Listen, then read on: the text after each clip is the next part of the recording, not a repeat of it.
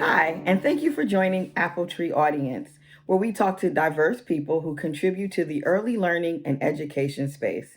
I am Natasha Padilla, the Director of Communications and Early Learning Initiatives at AppleTree. Today, we will be talking with Cemerè James, Interim President and CEO of the National Black Child Development Institute. Let's get started. Cemerè, thanks for joining us today. I want to ask you, what brings you joy in the work that you do? Natasha, I love that you asked me a question about joy. I believe that for the hard work of fighting for equity, of fighting for justice, especially for our youngest children, and fighting for Black children, President Biden just talked about the fact that this is a 400-year fight. In order to keep a 400-year fight going, you need joy. And what brings me joy is the fact that I get to focus on Black children and families, that we every day are built up by the strength and resilience of the families that we serve, and we carry that into work with us every day. Okay, what does the success of early childhood education look like to you? For me, when I think about the success of early childhood education, there are three things that come to mind. It's equity, quality, and diversity. And for a long time, we've talked a lot about quality, about ensuring that children have a quality education, because we know in these early years, this is the time when the brain grows the most.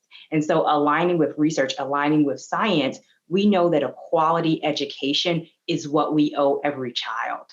But we don't always ensure that every time we talk about quality, that we talk about equity. Because what is quality if it's only for some children? If Black children have less access to high quality education, that is injustice. And then even the definition of quality needs to be more inclusive. The way that we define quality does not ensure equity.